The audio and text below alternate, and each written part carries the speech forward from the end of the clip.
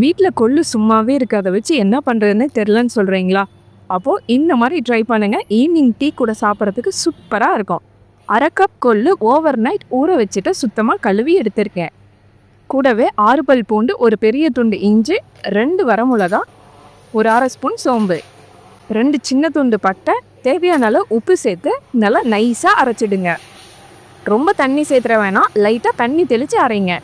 மாவு தொட்டு பார்த்தீங்கன்னா நல்லா சாஃப்டாக இருக்கணும். தேவையான அளவு உப்பு, பொடியாக நறுக்கின கருவேப்பிலை, மல்லி, ஒரு பெரிய சைஸ் வெங்காயம் எல்லாமே நல்லா கலந்துட்டு அவ்வளோதான், வடை போட ஆரம்பிச்சிடலாம். மாவு பாருங்கள் எந்த அளவுக்கு கெட்டியாக இருக்குன்னு. இந்த மாதிரி இருந்தால் தான் கொஞ்சம் கூட எண்ணெய் குடிக்காமல் வரும். எண்ணெய் நல்லா சூடானதோ இந்த மாதிரி கிள்ளி போட்டு வடை பொரிச்சிடலாம். மீடியம் ஃப்ளேமில் பொரிங்க, இல்லைனா வெளியே கரிஞ்சிரும், உள்ளே வேகாமல் இருக்கும். கொள்ளு வடைன்றதுனால இந்த மாதிரி கலரில் தான் இருக்கும். கொள்ளு வடை நல்லா மொறுமொறுப்பாக சூப்பராக இருக்குது. இன்னும் நம்ம சேனலை சப்ஸ்கிரைப் பண்ணாமல் பார்க்குறீங்கன்னா சப்ஸ்கிரைப் பண்ணிவிட்டு பெல் ஐக்கானையும் ப்ரெஸ் பண்ணிடுங்க.